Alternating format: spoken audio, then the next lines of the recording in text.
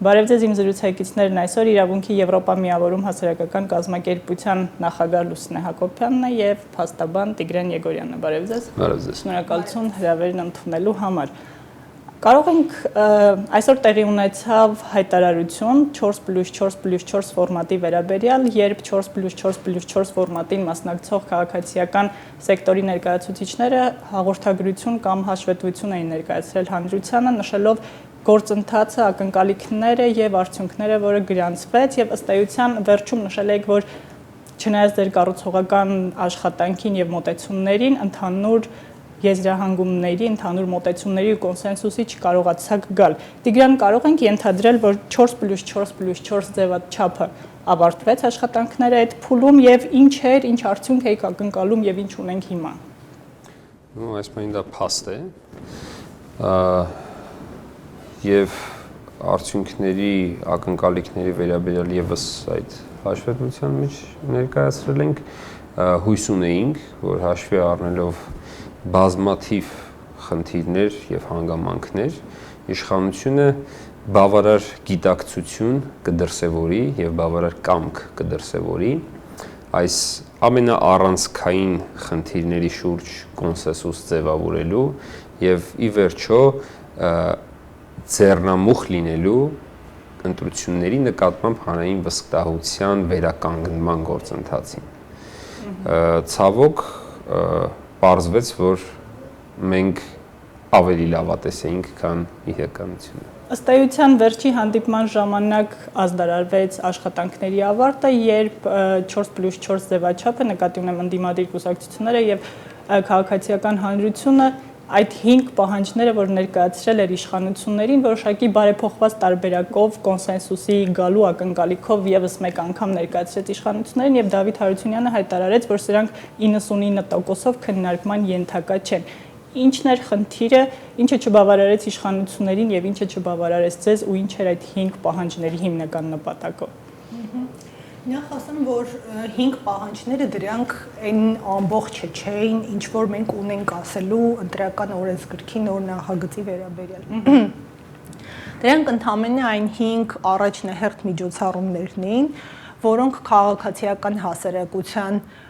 ուրեմն այսօրվա ակտիվ դերակատարների կարծիքով կարող են էականորեն բարձրացնել ընտրական գործընթացի վերահսկելիությունը եւ թափանցիկությունը եւ առհասարակ հանրության վստահությունը այդ գործընթացների նկատմամբ։ Մենք օրենսգրքի նախագծի մի շարք այլ դրույթների վերաբերյալ շատ բան դեռ ունենք ասելու եւ անպայման հանդես կգանք դրա վերաբերյալ վերլուծությամբ կամ որպես իրավունքի Եվրոպա միավորում կամ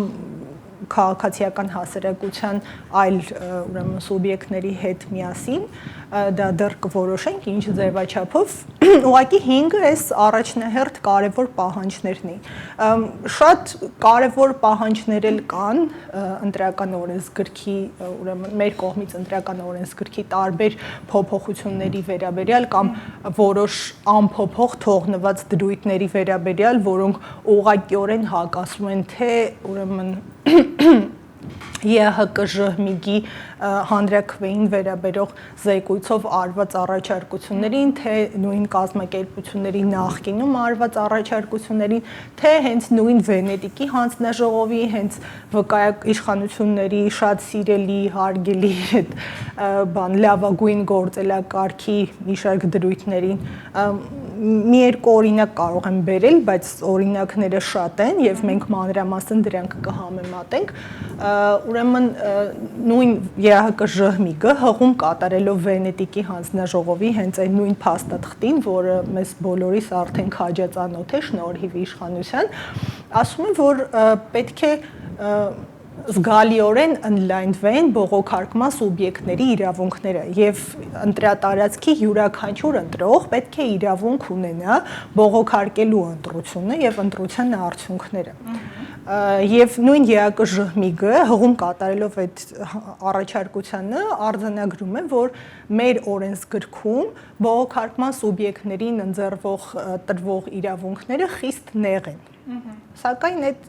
առաջարկությունը այդպես էլ մնաց թղթի վրա։ Նույնն է մնացել ըստ էության, որևէ բան չի փոխվել այնտեղ։ Երկրորդ առաջարկությունը, որով դարձյալ հղում է անում նույն Վենետիկի հանձնաժողովի նույն կարծիքին, ասում է, որ ժամկետները պետք է լինեն ողջամիտ բողոքարկման եւ պետք է իրապես հնարավորություն ընձեռվի ուրեմն այդ բողոքարկման սուբյեկտներին ներկայացնելու հիմնավորված բողոքներ եւ այլն, սակայն այդ առաջարկությունը, այդ դրույթը եւս մեծ հաջողությամբ անտեսվել է եւ նույնն է թողնվել ընտրությունների քվեարկության օրը կամ քվեարկության հաջորդող ուրեմն 12-ից մինչև 18-ն ընկած ժամանակահատվածում բողոքներ ներկայացնելու մասին դրույթը, այն դեպքում, երբ որ Վենետիկի հանձնաժողովի կարծիքով խորհուրդ է տրվում 3-ից 5 օր հատկացնել այդ բողոքներին։ Այդ ռեկոմենդացիան փաստորեն եւս մեծ հաջողությամբ անտեսվել է, բայց չգիտես ինչու իշխանությունը այսպես կարճած ամեն ինչ անում է պաշտպանելու այդ նույն կարծիքի մեկ այլ ուրեմն դրույթ, համաձայն որի ցուցակները պետք է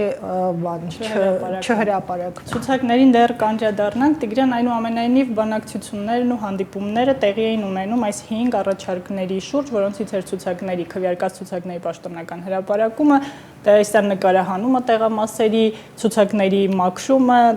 նույնական մեկ նույնական փաստաթղթով ընտրություններին մասնակցելը եւ այլն։ Բայց եթե այնուամենայնիվ ստացվեր այնպես, որ գայիք կոնսենսուսի եւ ընտրական օրենսգրքում գրանցվեին այս բոլոր առաջարկությունները, արդյոք մենք կունենայինք ընտրությունների այլ պատկեր, ինչի եմ սա հարցնում, որովհետեւ Հրազդանի ընտրությունները ցույց տվեցին, որ ընտրություններում այնուամենայնիվ հաղթեց ընտրակաշառքը եւ ընտրական օրենսգիրքը կարող է արդյոք պայքարել այդ մեխանիզմի դեմ։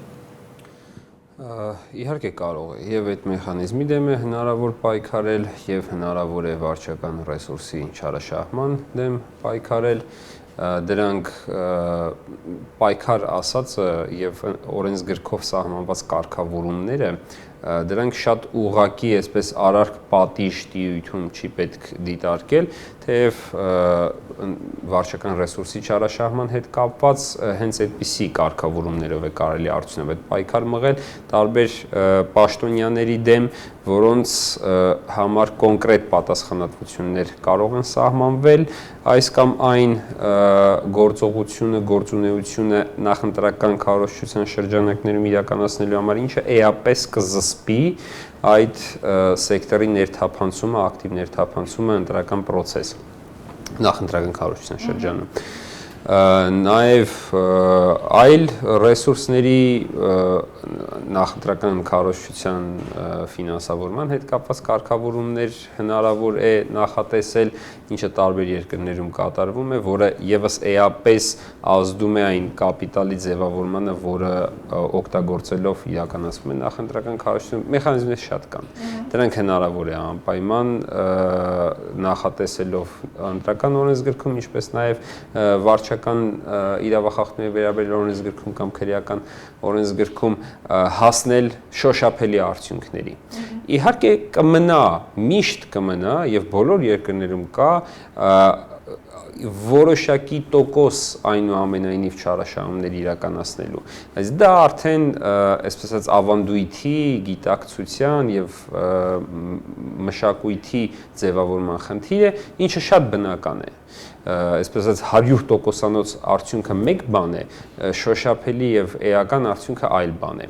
Ինքնին այս շոշափելի արդյունքները բավարար են սկսելու համակարգի առողջացման, գործընթացի առողջացման process-ը։ Եվ այն ունակ կլինի, ասենք, մի քանի տարուց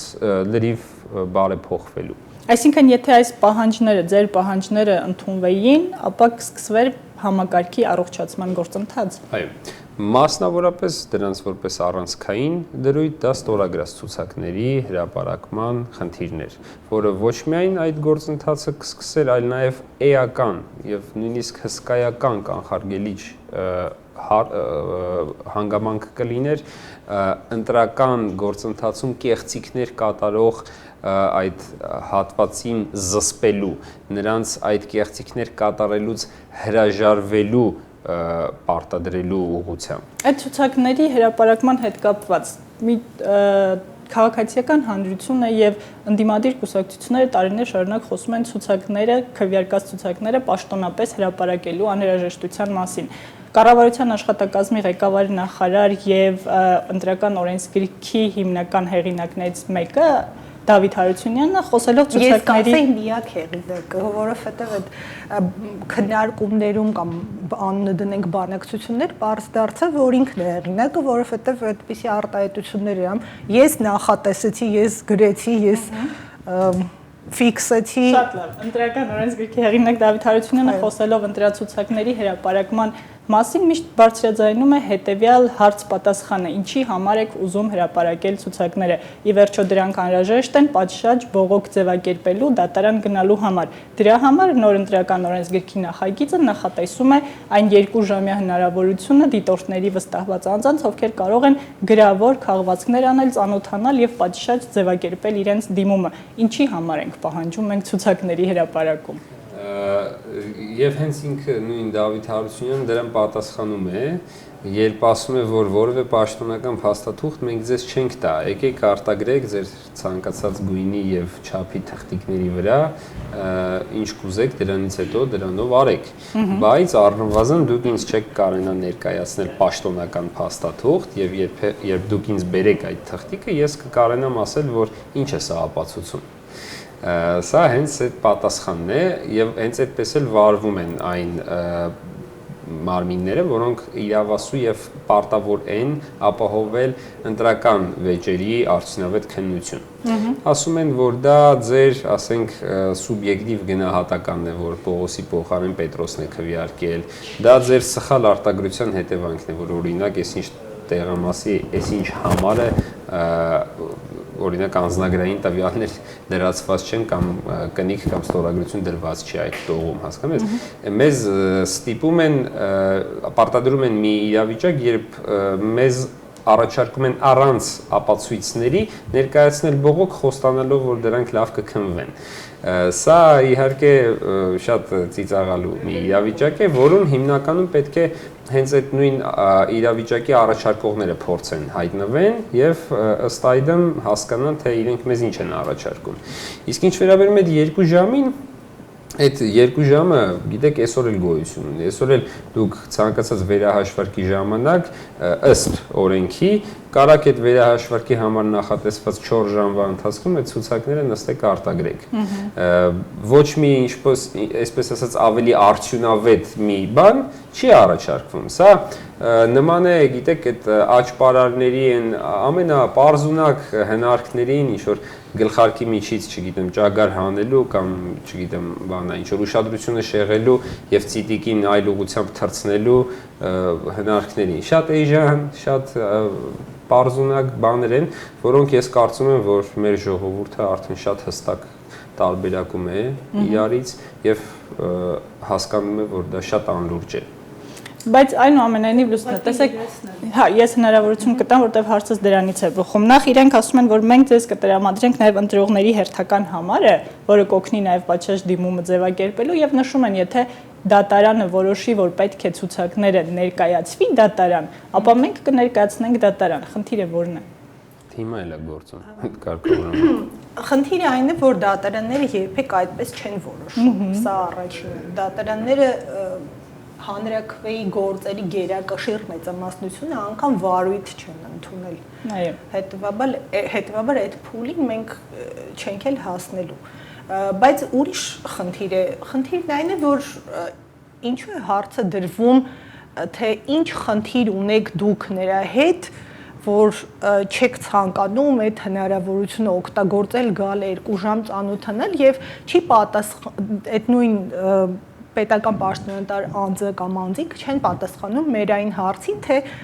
ինչ խնդիր կա, որ դուք չեք հրապարակում այդ ցուցակները որպես պաշտոնական փաստաթուղթ։ Քվեարկության գաղտնիություն են ապահովում։ Քվեարկության գաղտնիության հարցում մենք ունեինք մեր փաստարկները։ Մենք այդ փաստարկներով գնացել էինք եւ ներկայացնում էինք այդ փաստարկները, բայց մենք որևէ ողջամիտ պատասխան չլսեցինք։ Մենք ընդհանրապես հանդիպում էինք պատի, նախկինում եղել էին տարբեր պաշտոնատար անձանց տարբեր հայտարարություններ, որոնք հիմնականում հղում էին կատարում Վենետիկի հանձնաժողովի այդ կարծիքին, անգամ աղավաղվում էր այդ թարգմանությունը, սխալ էր ներկայացվում հանրությանը եւ այլն, ու մեզ համար այս քննարկումը հնարավորություն էր փոխանակել փաստարկներ, որպես իրավաբաններ խոսել, հասկանալ ինչն է պատճառը, որ այդ փաստաթղթերը չեն հրապարակվում որպես պաշտոնական փաստաթուղթ։ Մեզ այդ հնարավորությունը եւս չընձեռվեց։ Մենք հանդիպեցինք պատի, երբ մենք ներկայացնում ենք փաստարկներ նույն այն մասին, որ այդ հանձնարարությունը կամ առաջարկությունը Վենետիկի հանձնաժողովի անդամներ ունեցող մի շարք պետություններում ընդհանրապես չի կիրառվում, մի շարք պետություններ երբևէ իրենց մտքով չեն անցկացրել գնալ եւ կարծիք հայցել Վենետիկի հանձնաժողովից նույն այն պատճառով, որ այնտեղ բազում խնդիրներ կան Վենետիկի հանձնաժողովի հետ եւ այդ փաստարկներին ընդհանրապես որևէ պատասխան չէր տրվում, պատասխանը միայն այն էր, որ բազմիցս նշել ենք այդ մասին, բայց բազմիցս մենք հնարավորություն չենք ունեցել նստելու սեղանի շուրջ եւ քննարկելու այս հարցերը։ Հղում կատարելու նույն ՀՀԿ-ի զեկույցին, որտեղ սևով սպիտակի վրա գրված է, որ այդ ցուցակների հրապարակումը չի հակասում միջազգային իրավունքի որևէ նորմի, որ հղում կատարելու տարբեր պետությունների պրակտիկայի, որտեղ այդ ցուցակները հրապարակվում են։ Այդ փաստարկներին մենք որևէ պատասխան չստացանք։ Հետևաբար մեզ համար անհայտ մնաց, թե ինչու պետությունը չի ցանկանում հրապարակել։ Դրա համար մեզ մոտ մնում է եւ շատ հիմնավոր այն կասկածը, որ այդ ցուցակները մնում են փակ երաշխիք ապահովելով ընտրակեղծարարների համար եւ ընտրակեղծարարների միակ կախվածությունը մնում է արդեն իշխանությունից։ Դուք պատկերացրեք, քանի անց այս անգամ քրեական պատասխանատվության ենթարկվեց այդ ցուցակների հետ տարբեր մանիպուլյացիաներ գործելու, այլ անձանց փոխարեն քվեարկելու եւ այլնի համար։ Հիմա պատկերացրեք այդ ցուցակները հրապարակվեն։ Քանի անգամ կբազմապատկվի այդ պատասխանատվության ենթարկողների թիվը։ Մեկ այս պահին չեմ հիշում, ով կարծեմ հենց դա էլ ասել էր, պատկերացնում եք ինչ կլինի, եթե տասնյակ բողոքներ գնան դատարանները կաթվածահար կլինի իրենց աշխատանքը։ Հանձնաժողովում դա ասեց Սամվել Նիկոյանը մարտի 22-ին։ Այո, Տիգրան, վերջին հարցը։ Խոսեցինք հրազդանի ընտրությունների մասին, ուղղակի կարճ, եթե հնարավոր է ամփոփել։ Ընտրակեղծարարություն մեծ չափերով տեղի ունեցավ ընտրությունների ժամանակ, թիմ ընտրությունների ժամանակ, երբ 33 համայնքում տեղի էր ունենում տեղական ինքնակառավարման մարմինների ընտրություններ եւ 26-ում վերընտրվեց հանրապետական կուսակցության ներկայացուցիչները։ Մեր ուսումնասիրությունների համաձայն ասեմ, որ քաղաքացի դիտորդ նախաձեռնությունը այս ընտրությունները եւս վերահսկել է դիտորդների եւ ԶԼՄ ներկայացուցիչների մակարդակով եւ հավաքագրված տեղեկատվությունը, հավաքագրված փաստերը վկայում են այն մասին, որ տեղի են ունեցել այնպիսի խախտումներ ընտրական օրենսդրության, որոնք որ միանշանակորեն դարձնում են այս ընտրությունները ոչ վստահելի։ Քանի որ օրինակ բացահայտվել են գրեթե բոլոր բնույթի խախտումներ եւ կեղծիքներ, սկսած ուրեմն այլ անձանց փոխարեն քվեարկության դեպքերից մեր դիտորդները դեպքեր են բացահայտել, երբ մարդիկ եկել են քվեարկության եւ բացահայտել են, որ իրենց փոխարեն արդեն քվեարկած է եղել։ Դեպքեր են բացահայտվել, երբ տարբեր անձանց քվեն ըստ էության կորուսվել է, ոչնչացվել է, նրանք զրկվել են քվեարկելու հնարավորությունից, նրանց չի ընձեռվել լրացուցիչ հնարավորություն, բազմաթիվ օգնության, ճակերտավոր օգնության դեպքեր են գրանցվել, երբ տեսանյութերով երևում է, որ օգնողը ուղղակիորեն քվեարկում է օգնություն ստացողի փոխարեն առանց նրան որևէ պարզաբանում բացատրություն տալու կամ նրանից հանձնարարություն ստանալու։ Դեպքեր են գրանցվել նաև լցոնման հենց հրազդանում, ուրեմն գրանցվել են դեպքեր եւ տեսանյութերով եւ մարդիկ համարձակաբար այդ մասին խոսել են, որ տեղյակ են, որ բաժանվել է ընտրակաշարք տարբեր գումարների մինչև 15000 դրամ չափի հասնող ընտրակաշարք, տվյալներ կային, որ մոտավորապես 5-ից 7000 հոգու է բաժանվել այդ ընտրակաշարքը եւ այնտեղ մենք օրինակ հենց եթե միայն հրազդանը քննարկենք, տեսնում ենք, որ միայն մոտավորապես 2000 ձայնի տարբերություն է եղել տեխնացուների, հիմնական առաջատար տեխնացուների միջև։ Սա միանշանակ է դարձնում այն, որ այստեղ արդյունավետ լուրջ քննության անհրաժեշտություն կա եւ այս քվեարկությունը վստահելի չի կարող համարվել ոչ մի դեպքում։ Եվ այստեղ լուրջ գործ կա անելու, լուրջ գործ ունեն անելու թե այդ ընտրությանը մասնակցող տեխնացուները, մասնավորապես պարտված տեխնացուն եւ թե ընտրական հանձնաժողովները, որոնք կրում են ընտրական գործընթացը հավուր պատշաճի կազմակերպելու եւ ընտրական իրավունքը մարդկանց պաշտպանելու պատասխանատվությունն ու պարտականությունը։ Այնպես որ այս մասով ընտրությունը դեռ ավարտված չի, ընտրությունը ինքնին միայն մեխանիկական քվեարկության գործընթացը չի, ընտրությունը 3 բաժնից է բաղկացած, դա հենց այդ ֆիզիկական գործողությունն է, դրանից հետո արդյունքների արդար ամփոփումը եւ հաշվարկը եւ արդեն ընտրական վեճերի եւ կամ խախտումների վերաբերյալ քննության, արդյունավետ քննության արդյունքում կայացված որոշումները։ Այնպես որ քվեարկությունը դեռ ավարտված չի եւ հույս ունենք, որ պետք է այս բոլոր փաստերին պատշաճ ուշադրություն դարձնել։ Մենք նույնպես հուսանք, հաշվի առնելով Հայաստանում ստեղծված նոր քաղաքական եւ առհասարակ Հայաստանի պետականությանը նետված մարտահրավերային իրավիճակը, իշխանությունները այնուամենայնիվ